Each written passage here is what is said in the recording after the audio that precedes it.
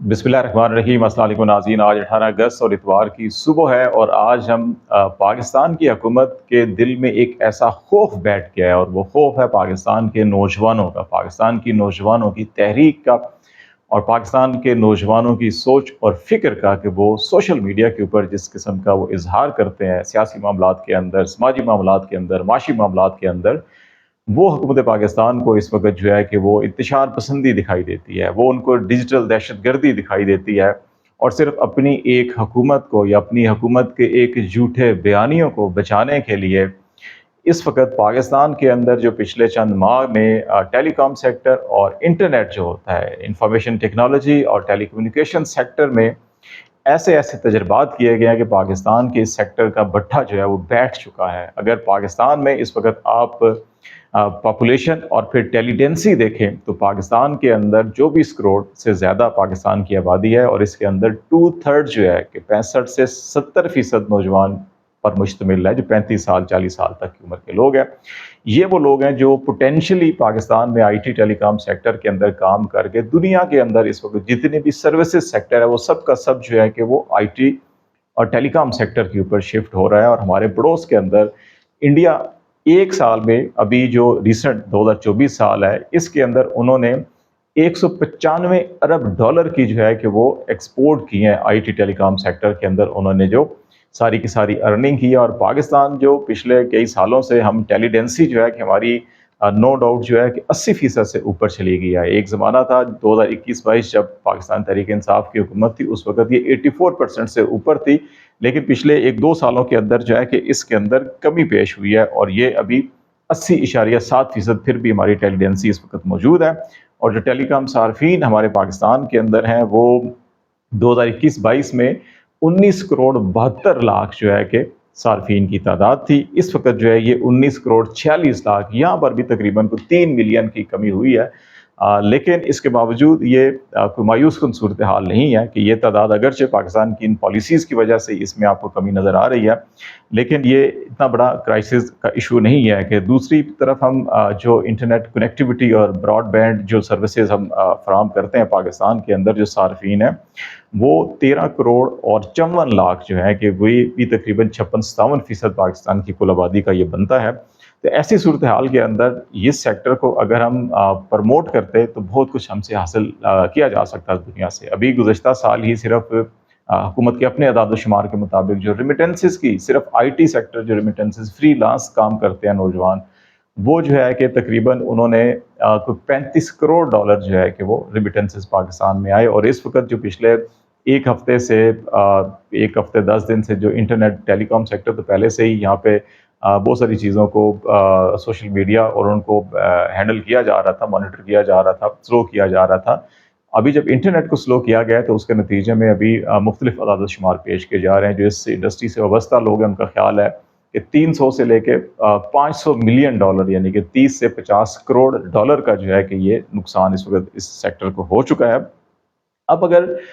इस सारी सिचुएशन को हम देखें और इसके अंदर जो ख़ास तौर के ऊपर जो इस वक्त पॉलिटिकल सिनेरियो है उसको हम देखें और पाकिस्तान का आइन और कानून देखें तो उसमें बड़ी वाज़ेह तौर के ऊपर चीज़ें समझ में आना शुरू हो जाती हैं। कि जैसे मैंने इंडिया का जिक्र किया कि वहाँ पर आपको 2016 के अंदर भी उनकी 108 अरब डॉलर की जो है कि वो इंडियन जो एक्सपोर्ट्स हैं आईटी और इस सेक्टर की थी वो थी, और अभी जो है कि वो 199.5 ऑलमोस्ट 200 अरब डॉलर पे वो पहुंच चुके हैं। पाकिस्तान ने पिछले साल 2.5 अरब डॉलर की एक्सपोर्ट थी हमारी आईटी सेक्टर के अंदर, और इस साल जो है 3.2 अरब डॉलर, थोड़ा सा इंक्रीज़ हुआ है। लेकिन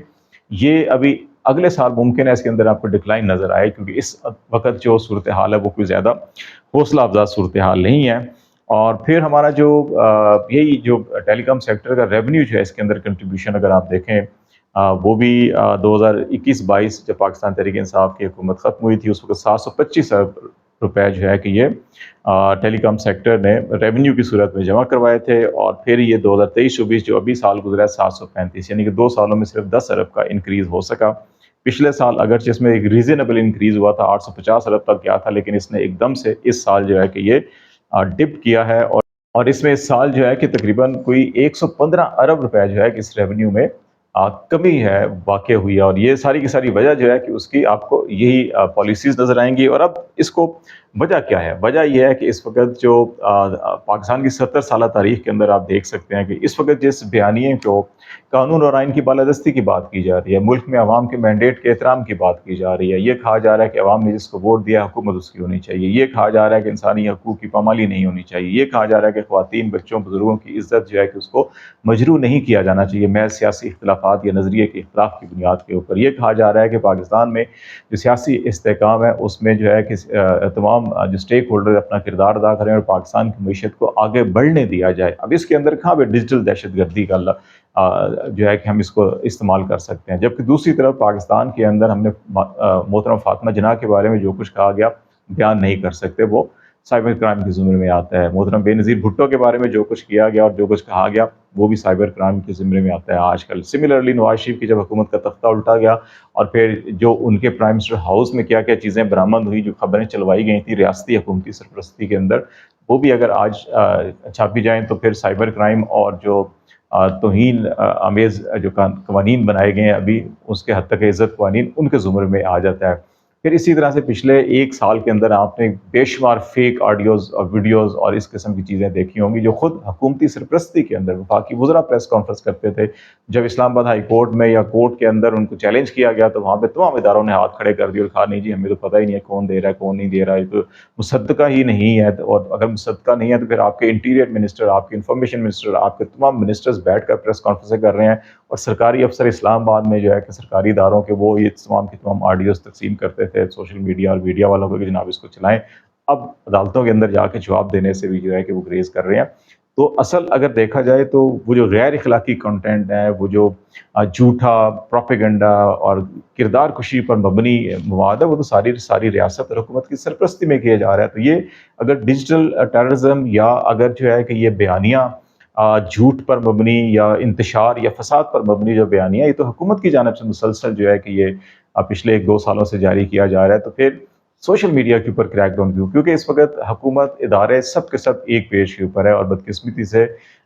سب کے سب جو ہے کہ اس نظام کو جو انسانی حقوق کی وائلیشن کر رہا ہے، جو نظام خواتین کی، بچوں کی، بزرگوں کی، کسی کی عزت اور ناموس کا خیال نہیں رکھ رہا اور مقدموں کے بغیر لوگوں کو اٹھایا جا رہا ہے، جبری گمشدگیاں ہو رہی ہیں، عدالتوں کے احکامات پر عمل نہیں ہو رہا، ججوں کو دھمکیاں دی جا رہی ہیں، ججوں کے اہل خانوں کو دھمکیاں دی جا رہی ہیں، ججوں کے عزیز و اقارب کو اغوا کیا جا رہا ہے، تشدد کیا جا رہا ہے کہ اپنی مرضی کے فیصلے حاصل کرنے کے لیے، تو یہ سارے کے سارے اقدامات اگر آپ ان کو پوائنٹ آؤٹ کریں تو کہا جاتا ہے یہ ڈیجیٹل دہشت گردی ہے۔ اب بات یہ ہے کہ جب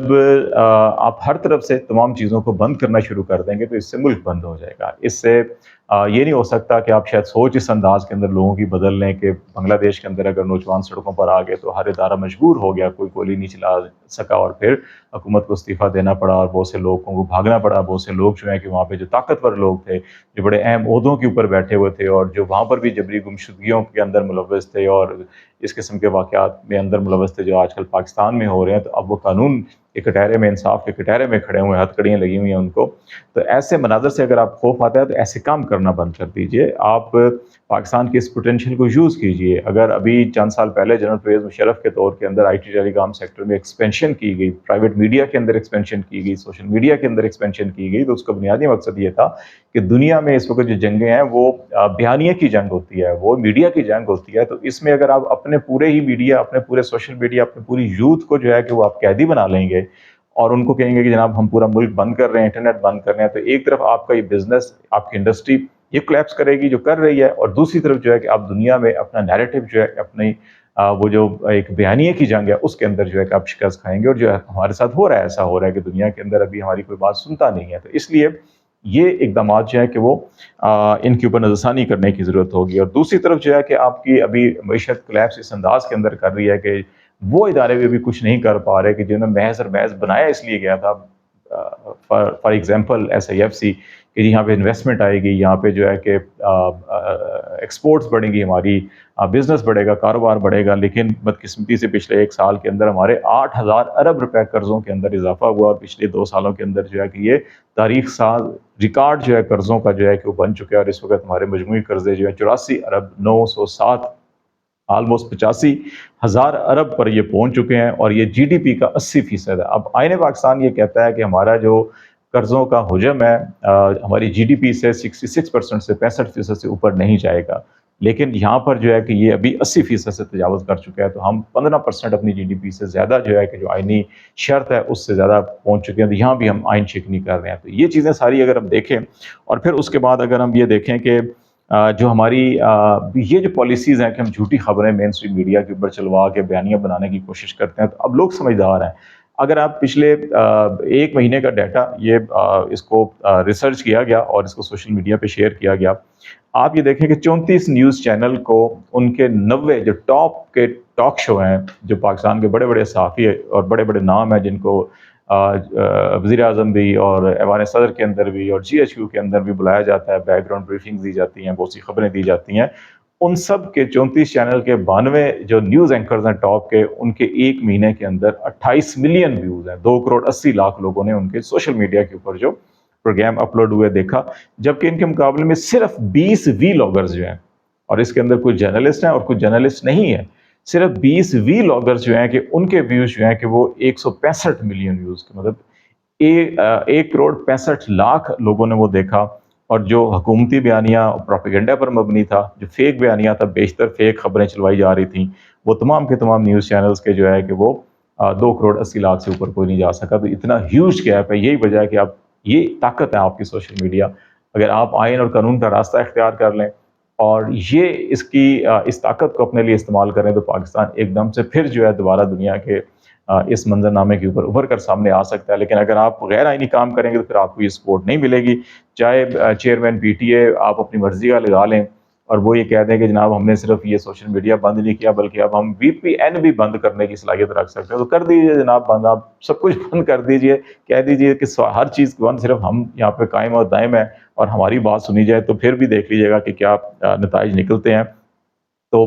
انتشار اور فساد جو ہے کہ بیسیکلی سوشل میڈیا کے اوپر بعض جگہوں کے اوپر گالم گلوچ ضرور ہے، بعض جگہوں کے اوپر اس قسم کی چیزیں بھی آتی ہیں کہ جو قانون اخلاقیات کے دائرے میں نہیں ہیں، لیکن اس کو انتشار اور فساد قرار دے دینا جو ہے کہ یہ کافی نہیں ہے، بلکہ وہاں پہ بھی اگر آپ ان کی تربیت کریں، ان کی اصلاح کریں، ان کو انگیج کریں، تو چیزیں بہت ٹھیک ہو سکتی ہیں۔ اور صرف یہ ہے کہ ہر ادارہ اپنے قانون اور آئین کے دائرے کے اندر رہ کے اپنے فرائض سر انجام دے، دوسرے کے کام میں ٹانگ مت اڑائے،